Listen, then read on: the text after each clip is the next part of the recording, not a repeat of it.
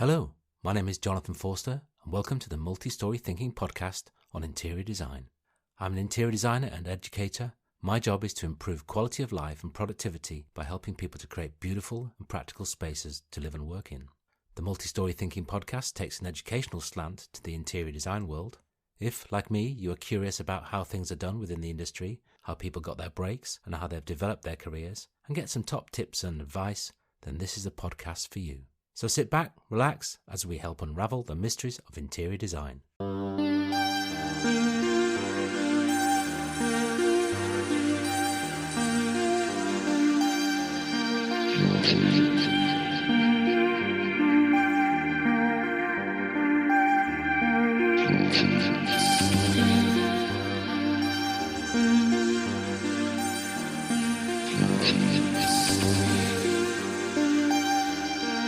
Annika Fernando is a retailer and interior designer based in Sri Lanka. She runs Annika Fernando Design, a multi-disciplinary practice located in Colombo, specialising in interior design and decorating for residential, boutique hotels and unique and select hospitality projects. She's also the owner of PR, a boutique selling clothing, jewellery, accessories, natural bath products and gift and small homeware items. I met Anika in person at her Colombo studio in October 2024. In this episode we discover how a fascination for science has influenced her approach and methods, the importance of hand sketching skills for developing and communicating ideas, how studying and working abroad helped Anika establish her own design identity, the important role of the ceiling fan, and how the economic crisis has played a role in encouraging more sustainable design, and why, if you want to build a beach hut, you should build it inland.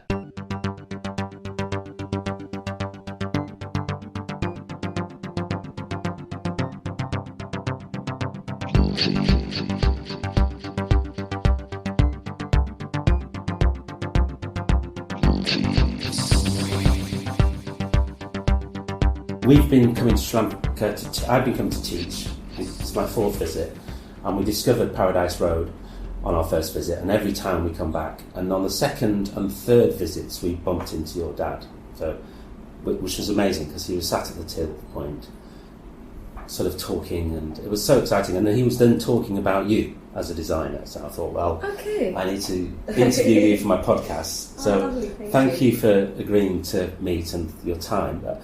Sure. I've had a look at your website and I know a little bit about your history. I'm really interested in how you got started as a designer. What was the kind of process and what sort of inspired you to become not only an interior designer but also a kind of retailer?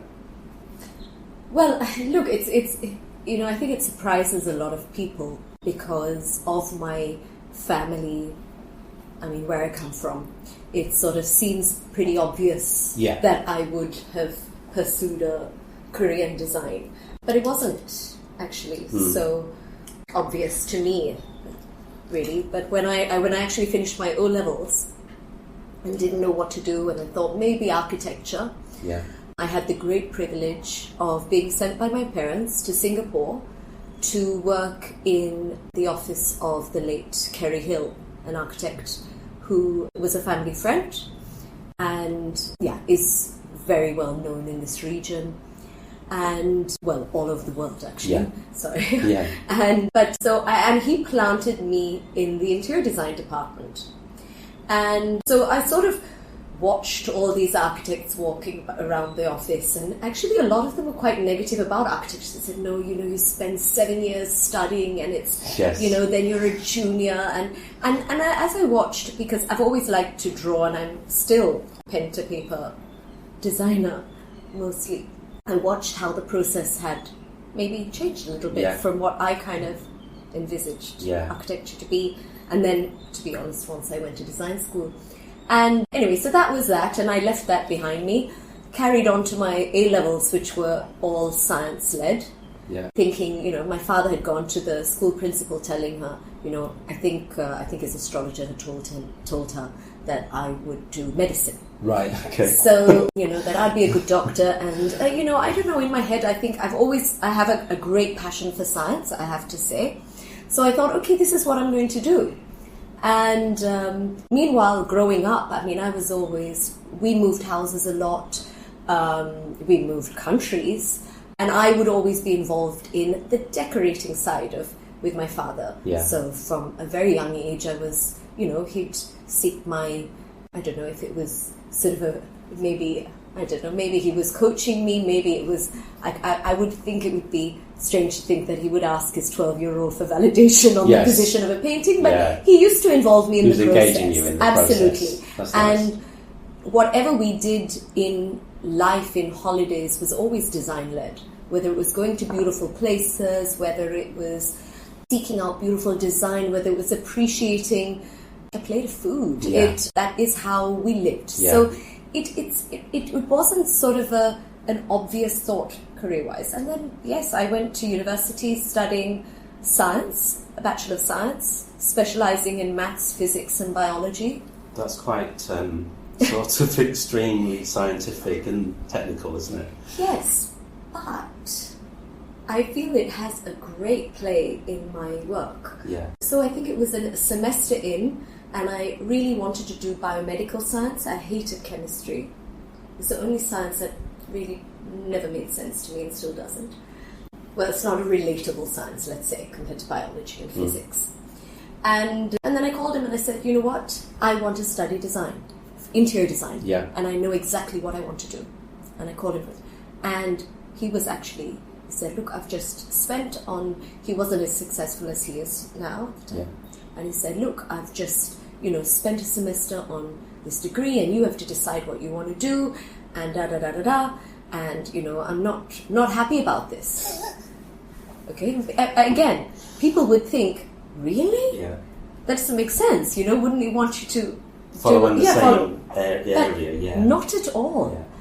So actually, he made me prove myself. Yeah. So I got a part-time job in a design store in Melbourne that sold Alessi and, Ritzenhoff and sort of, a design store. And I enrolled in a short course called Introduction to Interior Design at the university that I knew I wanted to go to. Right. Because it's where all Kerry Hill's staff had gone to, RMIT. Yeah.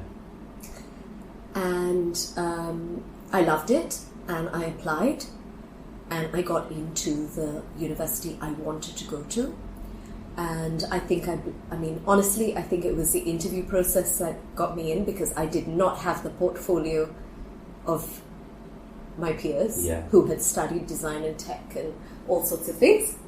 And I went in and I just loved it. Found your passion then. Absolutely. And I think,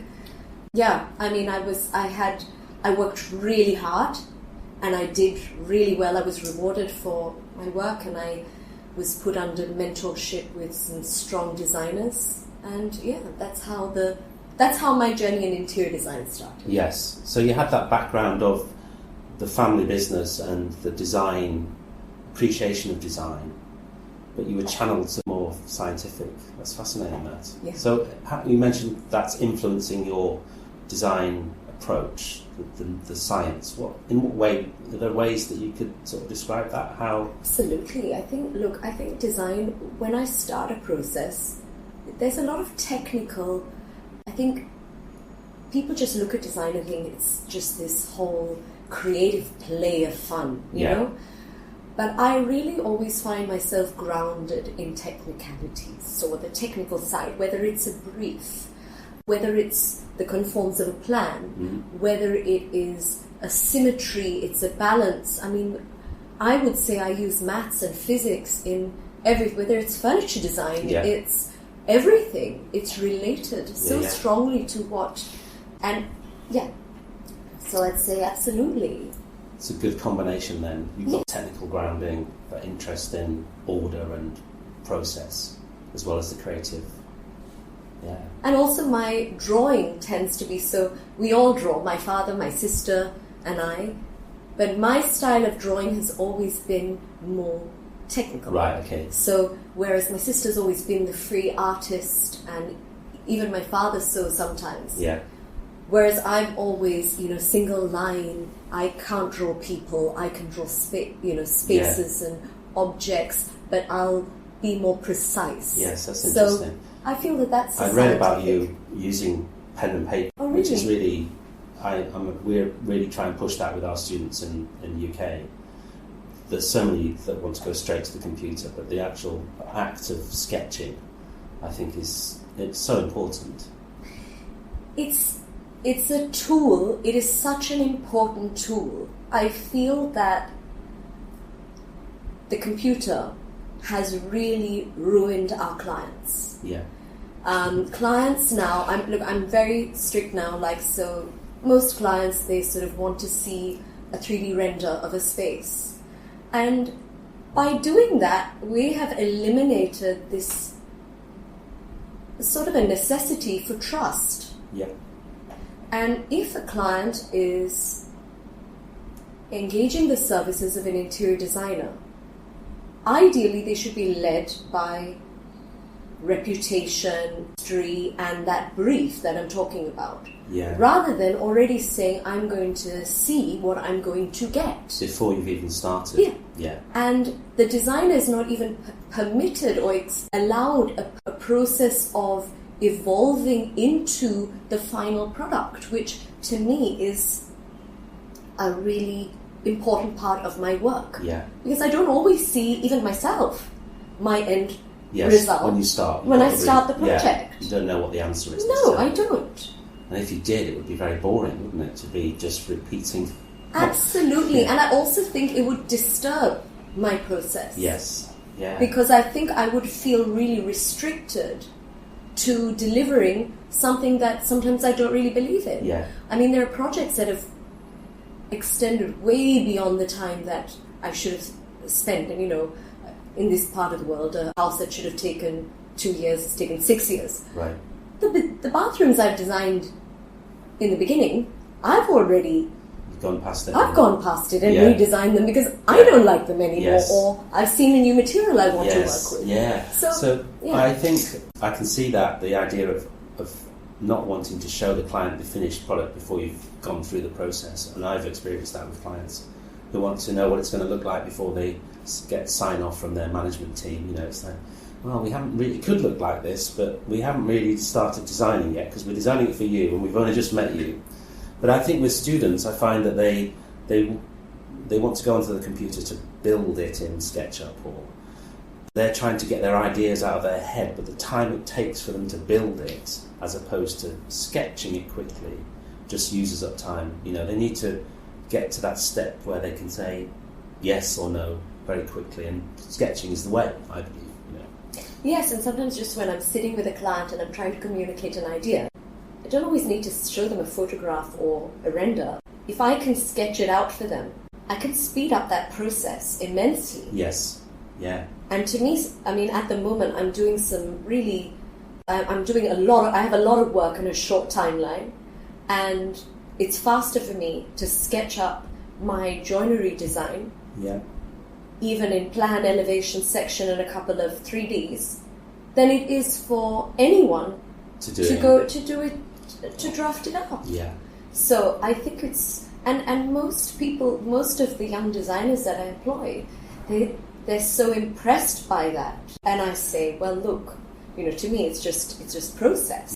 But they're not taught that anymore. It's almost pulled out of their I had drawing classes as part of my design study. Well, that's going back a bit, isn't it? Yes, it is. Well, we used to it's 2 decades, over 2 decades ago. Not to suggest that you've been around a long time, but yes, I think times have changed, and also I think the immediacy of information on the internet, how you can download a mood board, you can download images, you can put it all together and say, this is what I want, just shortcuts the creative process, from my mind. Absolutely. I think, there's a way of using it as, well, in process of presentation, yes, look, I use some of those tools myself now, and it's great. Those things really do shortcut. I mean, from what we used to do with foam core and, all of that, and also waste, to be honest, these boards that you don't know what to do with afterwards. Yeah. So, I must say those tools, great. These things like Pinterest, which are no longer being used as inspiration, everyone thinks they can be a designer. You just they've what is inspiration and what is imitation. Yeah. Yeah. And so, going to your design process, when you meet a client, how do you set out what the process is? Do you lay out that in terms of a kind of a brief to the client of what you're going to go through, and what is your approach? How do you start a project? Well, it depends on the project. Firstly, I mean, I specialize in residential. So residential is, to be honest, a lot of psychology for me. Yeah. It's studying my client, talking to them, and creating a relationship. And I think through that, I'm able to sort of understand. It's a period of study. I look at where they live, how they live, what are they complaining about. Every couple comes in and tells me that they don't agree with one another, and says like as if it's something new.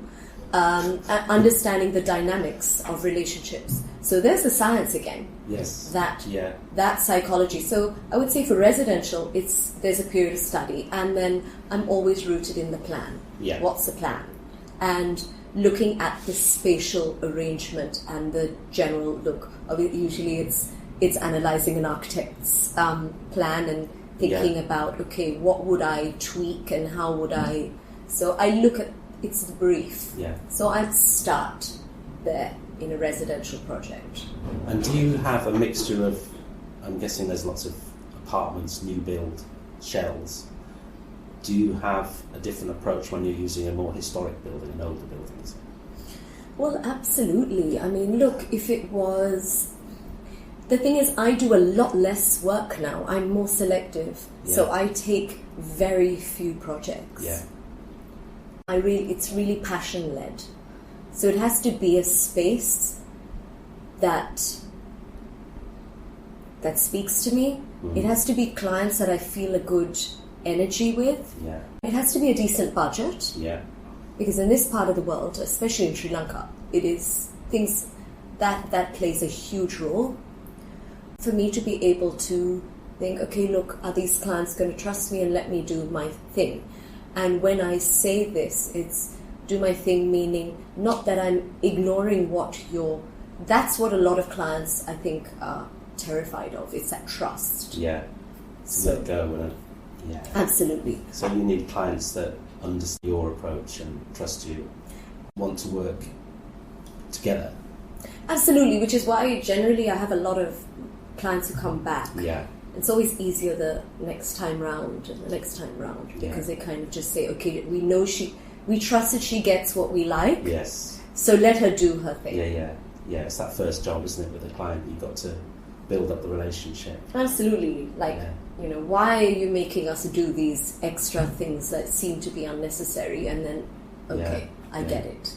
Yeah, I think with residential, there's always that managing the people, isn't it? When it's a commercial project, it seems less intense, emotionally and psychologically.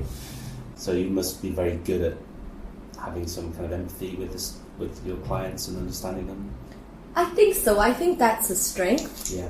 I think that is a strength that I have, that ability to work with people, and also at the same time also sense when there is a bad energy. Yeah. And this project, if it is a residential project and you sense that there is a bad energy, that to me, I would step out of a project like that, because it will impact how this project evolves. Yes. Residential interior design is so different from other forms of design. You impact how people live and move in a space. Yeah.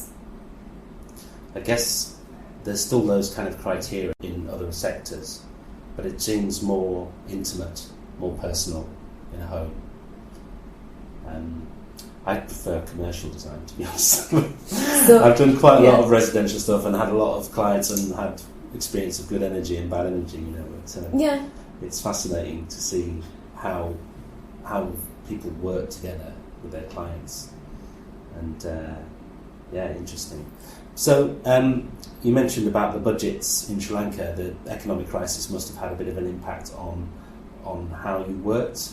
Well, look, Sri Lanka's had crises. Yeah. So we are masters of what do they call it? Resilience. I almost feel that word is not even enough for Sri Lankans, to be honest.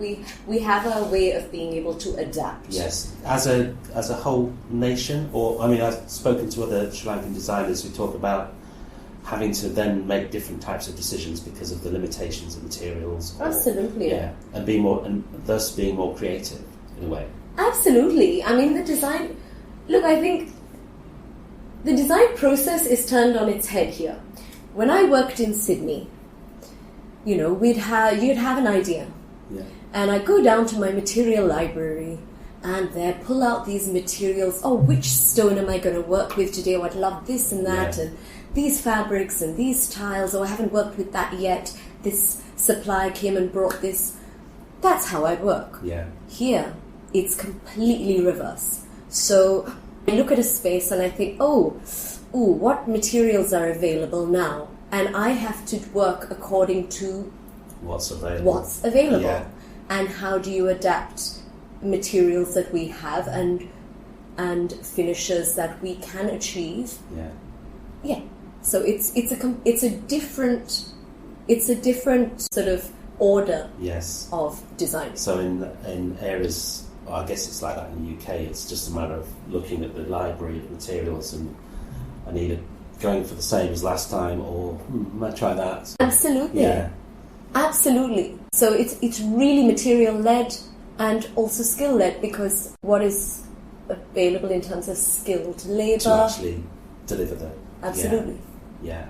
And in terms of the interior design world in Sri Lanka, have you seen it shift in the time that you, in any way, become more established or more recognised since you started to where you are now? 100%. I mean, look, when I started, when I graduated, and I had these grand aspirations for setting up my practice as a overconfident, naive young graduate, I realized that Sri Lankans didn't know what an interior designer was. Yeah. They thought I was the cushion fluffer. Yes. I choose curtains and I fluff the cushions and I make it pretty with just I'm a stylist. Yeah. That's what they thought an interior designer was. It was actually after less than a couple of years of coming back, and I think I did the Christmas decorations at a hotel, and I did the styling at a couple of houses, and clients also wouldn't let me almost even choose pieces, and I just sort of I kind of realized that I had to find a balance to not oppose it completely and just go with it. Yeah. And it was at that point that I left Sri Lanka. Right. And I went back to Sydney. Yeah. And got a job. So you're back in that more, I don't know what the word is, more recognised environment where interior design is understood. Well, yes, and I finished my education.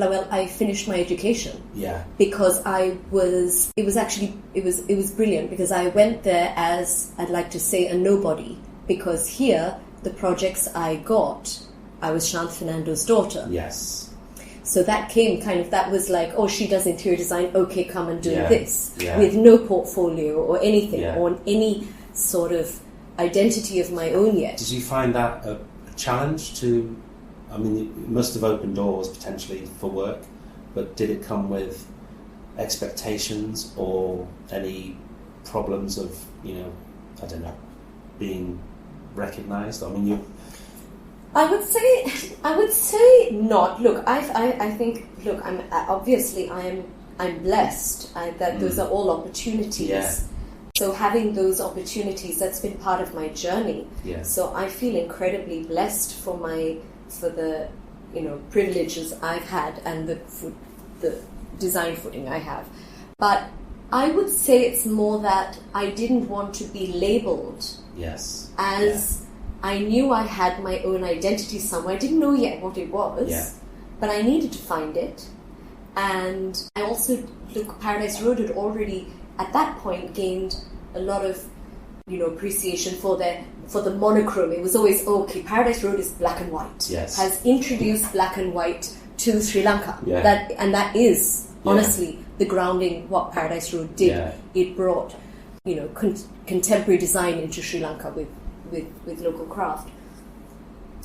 So I didn't want to become a Paradise Road designer. And I didn't know what I was yet. Yeah. So yes, it was amazing. I went to Sydney and I went as a nobody to an internet cafe, applied to anonymous ads, and I got the job at one of the top interior design firms in Sydney, and worked for Merrill Hare, who has been a leading Australian designer for many years, and she's originally South African. And as I started working there, I think then I started realizing connections. So she would know of another Australian designer who knew my father, right. Or my father's house would suddenly appear in Belle magazine. So as a junior designer who's making lunch and coffees in the office, it did suddenly, I started my history started catching up with me. But I got the job on merit from the university, from my work there, and that I wasn't anyone that they. So a little bit of trying to establish your own identity and your own direction there. And working with a strong designer who was an amazing mentor. Yeah. I worked on some great projects, and it was it focused on residential work, probably more than it does now, Heron Klein. That was the grounding I need. That was I would say the completion of my design education. Yes, in practice. Really. Absolutely. Yeah, because you can't learn that at university. Yeah.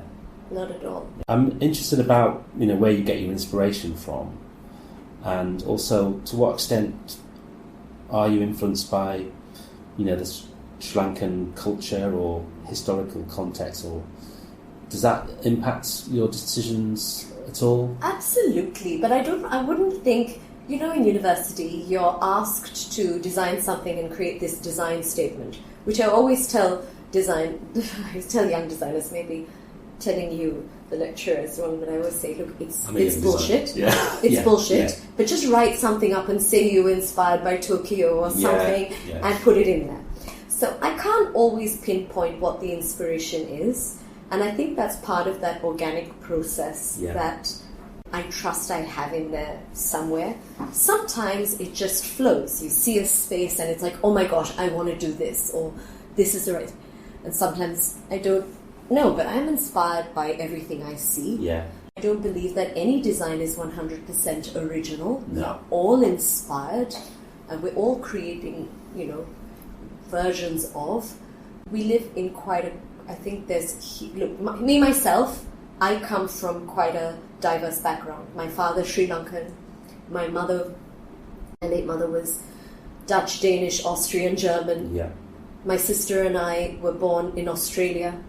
So, look, we've had ourselves that, and we grew up here in a tropical environment where, we had architectural greats home at dinner. Yes. So I would say that everything has influenced. But I think one thing that I move against is, I think in Sri Lanka we have formed this sort of interior design look that clients, especially expat clients, kind of expect and want. Right. And it's this touch of colonial and this word of tropical modernism, which is linked to Sri Lanka. Look, it is an asset, yes, no question. Yeah.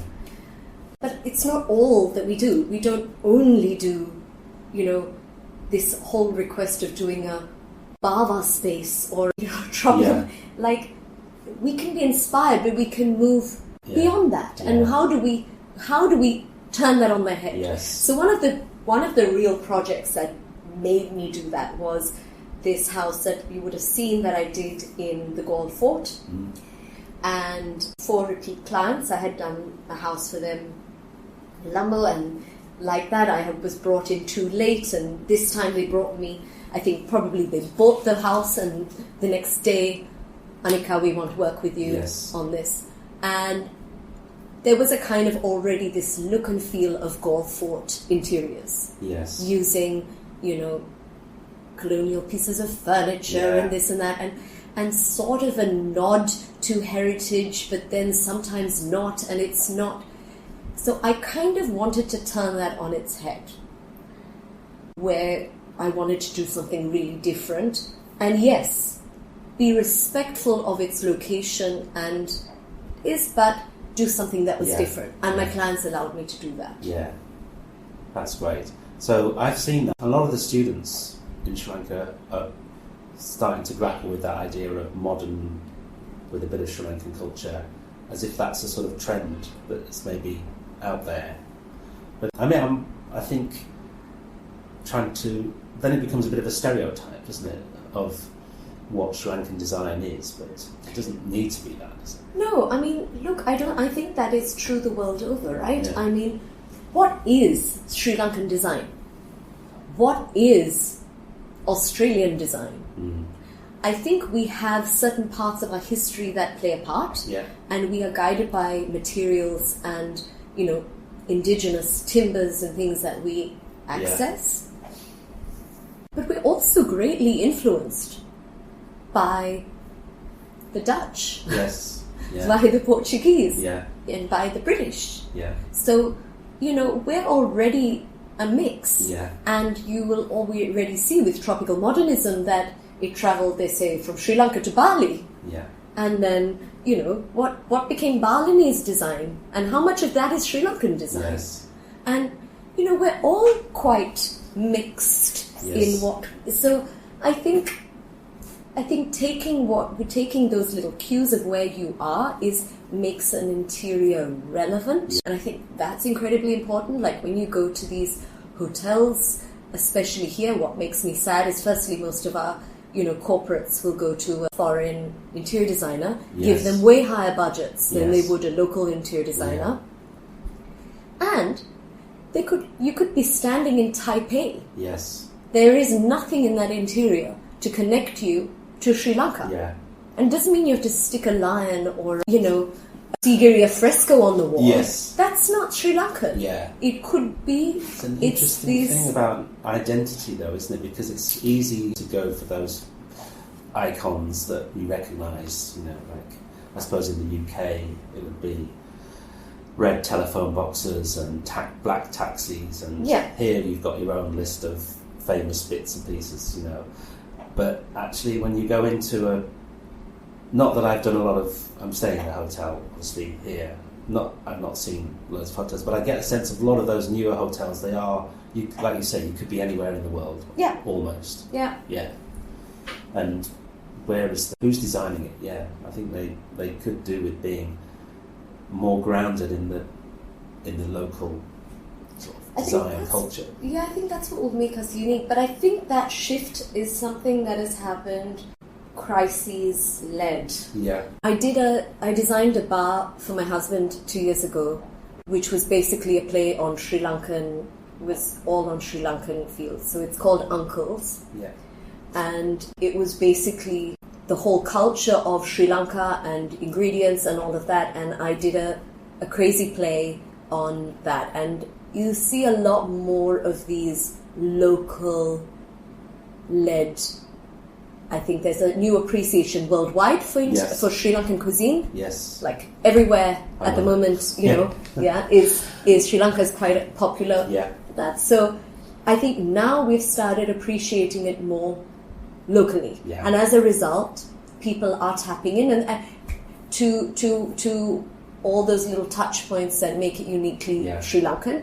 And also, I do believe that that the crises had a role to play in that, because we suddenly couldn't get, imported things, or it was too expensive for restaurants to rely on these imported ingredients. Yeah. And how do we take local ingredients and then say, oh, hey, but our local ingredients are amazing. Yes. Yeah. Why don't we rely on those? It becomes more sustainable then, doesn't it? Absolutely. Yeah. So I think it's played a role in that. Yeah. So we are shifting, slowly but surely. Yes. Well, I'll do my best to help educate students in that direction. But the other thing I was thinking about was, the climate here. Yes. and the way in which you have to manage the climate, in a design when you have an historic building. How much of that do you get? Oh my gosh, it's a huge role to play. Look, I can tell you that, especially in the Golf Fort. So I found that in that heritage building that I worked on in the interior of the residence that you saw, the Lane Barn Street. So, look, we can't touch the foundations of the structure. And the water comes up the walls. So the finishes, if you see some of the stripped down walls, that's because you can't render them. We rendered them, and there were water issues, and I thought, you know what? Leave it. So we actually pulled it all out. Yeah. And I started. So some walls intentionally I left. Yeah. That was intentional, and some walls we actually pulled it back because the water was coming up. So that's one thing. The foundations, we can't help that. Whether, look, in a restaurant in the Golf Fort or even my own store, I have a store in the Golf Fort. Yes, yeah. My gosh, humidity. Yeah. These odd periods of monsoon. Yeah. Is why if I ever build a beach house, I will build inland. Yes, in the mountains.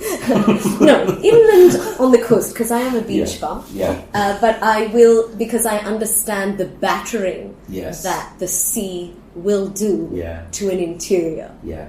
And there is nothing really that can stop it. That's salt in the air. Yeah. And you either learn to live with it, work with it. Yeah. A lot of people and clients will want to barrier and, but it will find a way to come through. So either you let it do its thing, So I'm battling with it in the store that I opened in December, and I didn't want to air condition it because it had a natural airflow. Yeah. But then if I'm displaying jewelry and clothing and how that works with humidity, and the air conditioning kind of works to dry out. Yes. It sort of works as a regulator of the environment in those cases. It fights the salt. So it's something that I'm still battling with. Yes, okay. So I'm just thinking, how do people learn about that? It's from experience, I guess, isn't it? I think people really have to tap in how they live. Yeah. Look, it could be, I think ceiling fans. Yeah. How we live with ceiling fans. Also, they think that, I was asked to do the styling on a house here that was designed by a Singaporean architect. And there were no ceiling fans in the house, and the entire house was centrally air conditioned. Right. There's no reason a house in Sri Lanka, well designed, needs to be fully air conditioned. Yeah. We have some beautiful weather here. Yes. Even though we have the crazy rain periods, we generally don't have an extreme in climate like a lot of countries do have. So it's not like we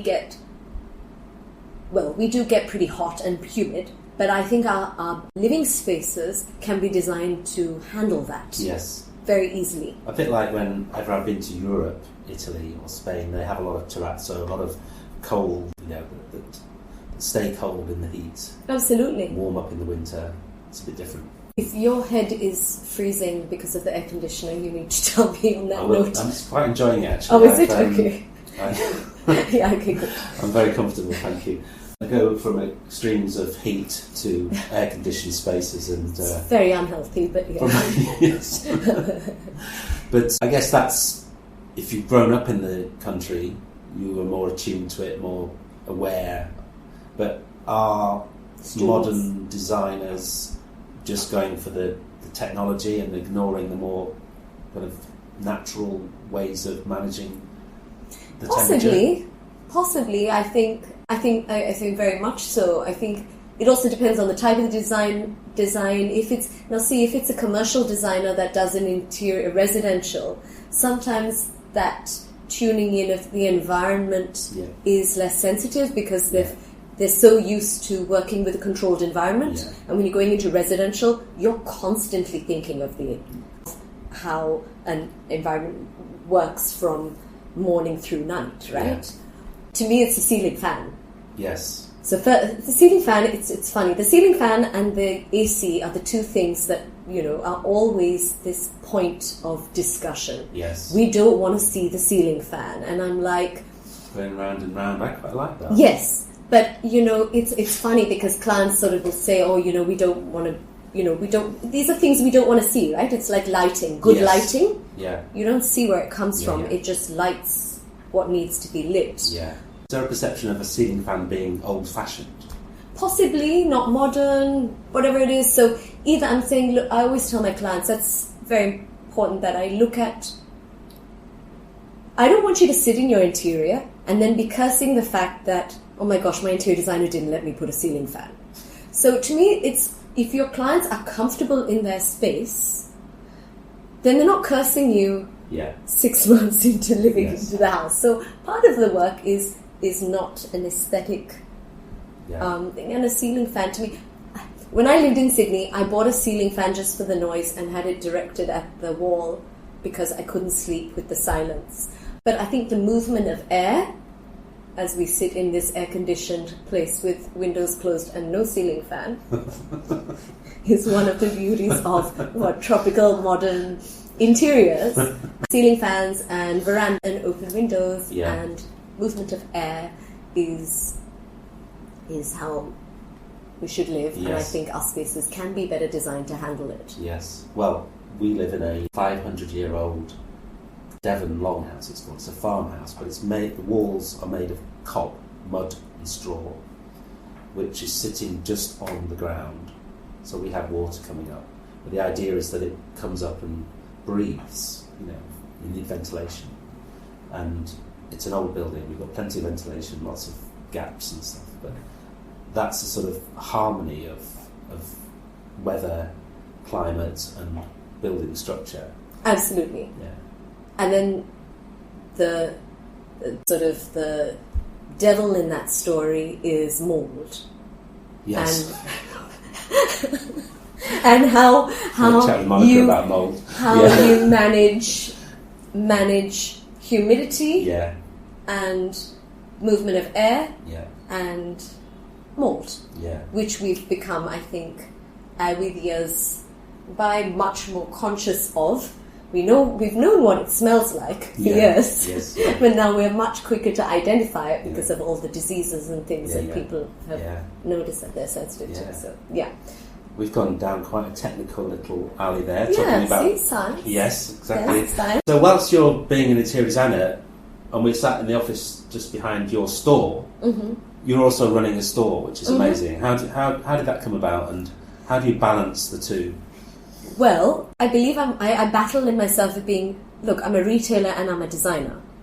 So I've always loved to play shop. Yes. I think, no, and I mean, I'm quite serious. Yeah. I mean, from childhood, whether it was setting up a little shop in the garden to, playing shop, I had, always had a shop set up in my bedroom. I had little cone packaging and I would create stuff. And to be honest, when my parents started out Paradise Road in school holidays, and we never had nannies or anything like that. We were trekked off to the store and we had to sit behind the counter and wait or help or gift wrap, and it's something that I grew up with. It's in your blood, The other beauty of retail is it opens at 10 o'clock and it closes at 6 o'clock. and the worst case is you've got to handle a return or a customer complaint and stuff like that, which is inevitable. But that's that. And I opened PR in now it's 13 years ago. Well, what am I talking about? No, 11 years ago. My son is turning 16 this year.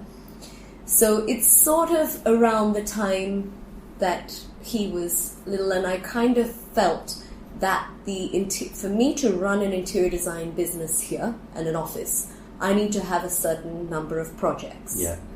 The lack of interior design, young interior designers that were available to employ, who clients would trust in my place. Made it very difficult for me to be able to run an interior design business and be a hands-on mother. Yes. So it was a decision that at that point to kind of almost close Annika Fernando Design and become a retailer. Yeah. But that transition never really happened. So I always had one or two projects running. Yeah. And I think it was one young lady who walked into the store and said, Anika, I really want to work for you. I want to work for you in your interior design work. And I'm like, what are you talking about? I'm sitting in a shop at a counter here. I'm a retailer now. No, I want to do anything for you. I just want to work with you. And she kind of pushed me to be a little bit more formal about it, because I had become very casual. I kind of would invite clients home to my dinner table, and so we will have a meeting here, or I'd cart my son in this car seat somewhere, and it was just like that. Yeah. And that's how the shop was sort of born. So I kind of always wanted to open a store, and it would be a younger Paradise Road in some way. It would be inspired and complementary to what Paradise Road is, but also, respect what my father does. Yeah. So it's PR, which stands for Paradise Road. But it's a boutique that focuses on design in different areas, and it's become a bit of a platform for young designers. That's nice. And who I mentor, and I design now as well. I have You've got your clothing range, it's called Mouse, and but I'd say I don't deserve the title of being a fashion designer. I'm a retailer who designs, right? Because I can't stitch, I can't cut a pattern, so I don't deserve that title. Yes, I design in the same way a garment that I would space, right? So yeah. Interesting, yeah. So now I've got them both running. Yeah, and I mean that they run together. You just have to share your time across from one to the other, then, depending on the level of work you're doing. Yeah, I've been watching a lot of Indra Noy, of Pepsi, who talks about work-life balance and how do you balance, and you really don't. You just learn to, I think, compromise and manage situations and prioritize. I don't have a formal. I've been asked this a lot of late. How do I split my time? And there is no. I'm going to do my interior design work from 7 to 10, and I'm going to do this from 10 to 12. Doesn't work like that. I also only work when my son is in school, and then I go home and work. Yeah. So it's as organic as I like to work in my residential interiors. Yeah. It depends who walks in through my office door. I tend to come in quite early so that I can work on my own, and I make myself a written list. I still write a diary. Got the book. I don't. Yeah. Yeah. Yeah, you've got the books. I still write, I draw, I make my lists of what I know I need to do by a certain time, and I kind of manage it. Yeah. But there's no formal structure. I think that sounds great. If you're fluid enough and adaptable enough to keep everything going. Yeah, I think what I have to do, though, is build myself a new bathroom. Because if I'm sitting in the middle of it, I know that sounds just so strange, but if I'm sitting here and I'm in my interior design mode, yes, and I need to go and use the restroom, I will walk through the store, and then I have to play retailer, because if I bump into someone or I end up doing something there, that's when I get distracted. So and I think the work-life balance thing, which we've talked a lot about, I think just due to COVID and work at home and all this kind of stuff, but I struggle with that a lot. Like when I do work for my husband, for example, and I say, look babe, can you come to the office? Because then I can put my office head on, and he'll look at me and say, look, but we're here now, why can't we just sit and do it here? And I'm like, no, I can think better when I'm here. No distractions. So I can do that. So what I do at home might be answering emails and have a very led by what's written here, But when I'm here, I manage to float in and out of whatever I need to do. Yeah. But there is no balance. There is no balance. Something always gives. Yes. You can't control everything, can you? No. And I think that's part of maturity, perhaps. Yeah. Is learning that I cannot control. I think most interior designers and designers are control freaks. I think we have to be. Yeah. But is learning to let go of what has to let go. And only this year I've started really making time for myself outside of work, outside of my home duties. What do I do for me? And I am really strict about it. I'm very proud of it. Yeah. What do you do for yourself then? What's your... If you can share it, I don't know. No, absolutely. I sing in a choir. Okay. So I've nice. I used to sing as a child, a teenager, and I've rejoined a classical choir. So really? I do that once a week. I should be more regular, but I do mostly once a week, more in the lead up to Christmas. And I'm addicted. I'm one of those people addicted to paddle. To paddle? Yes, have you heard of paddle? Oh, paddle tennis? Yes. Yes, we have that in the UK. Yes, so it's the world's fastest growing sport apparently. So I play that about 3-4 times a week. Smaller court, is it? Yes. Yeah. But it's brilliant. Yeah. And thanks to all that, I am now back to... I've just started strength training again, so that because I'm 45 years old, I need to start looking after the muscles and the joints and all these perimenopausal times they talk about. So so those are my things, and hopefully a massage every now and then. Okay. Yeah, that's my time. That's good. Yeah, that's just for me.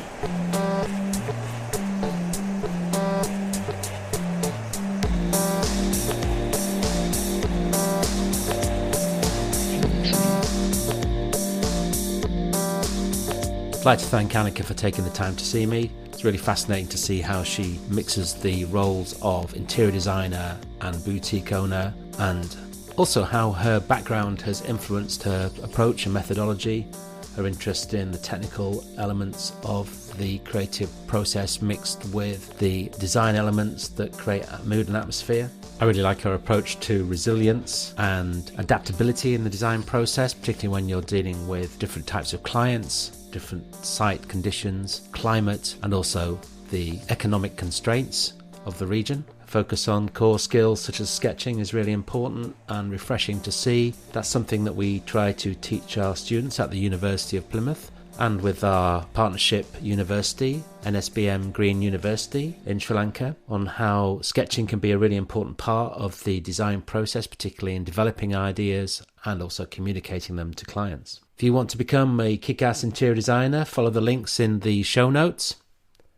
I'd like to thank Dave Clark from I Am The How for his technical advice in the setting up of this podcast, Kay Hansen for her co-hosting and planning role in these and our educational podcasts at the University of Plymouth, and Mark Frith for the music. I'd really like to hear your feedback. Get in touch via Instagram or through the website.